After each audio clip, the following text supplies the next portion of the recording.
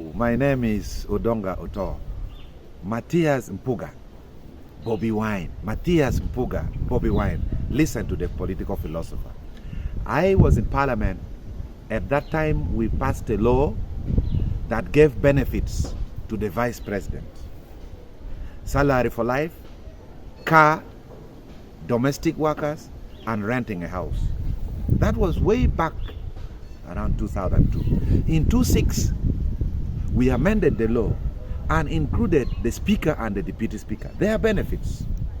As of now, the speaker is entitled to 60% of their salaries on retirement. They're entitled to a house. They're entitled to 2 policemen. They're entitled to domestic workers for life. And you remember, last month they gave brand new vehicles to all the former speakers and deputy speakers. It is the law we passed. Then after that, we included the prime minister. We amended the law and included the prime minister. Now, the problem we are having now, we should have amended the law and included the leader of opposition, because the multipartyism in Uganda is just developing. So we cater for the president, for the vice president, for the chief justice, for the speaker of parliament, for the deputy speaker of parliament, but we have not catered for leader of opposition in the law. So what is happening now? The Parliamentary Commission is the body that determines the salary of all MPs and speakers of parliament. It is regulated by the law. So it is the Parliamentary Commission that decides how much money an MP should earn. So the Parliamentary Commission, in their own wisdom, decided that since the leader of opposition is a constitutional office, why can't we give them benefits? Now, the mistake the Parliamentary Commission did, they should have gone and amended the other law to include the leader of opposition to join the other list of speaker and deputy speaker. But the government will not accept. So what the Parliamentary Commission decided, that they will give an ex gratia, a thank you to anyone who becomes leader of opposition in the history of this country. In future, 500 million shillings. Now, honestly speaking, how can Bobi Wine say that is corruption by Mathias Mpuuga? That is cheap politics. Because the law allows the Parliamentary Commission to do that.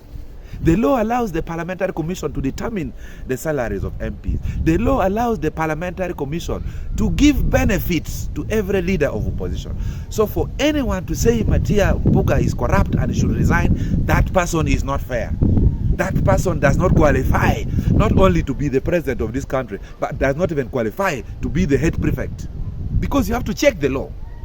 So let's be fair to Mathias Mpuuga. And now what is happening?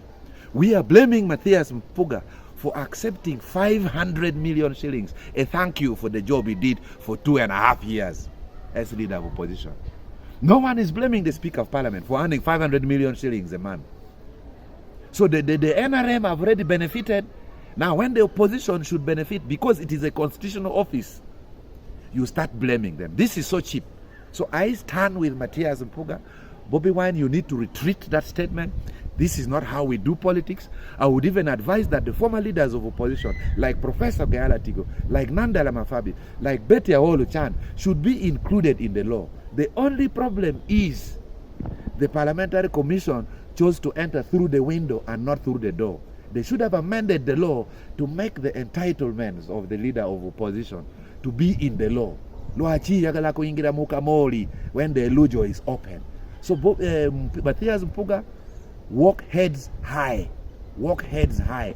Now the NRM, the speaker, the deputy speaker are all quiet. The opposition is fighting for the small bond.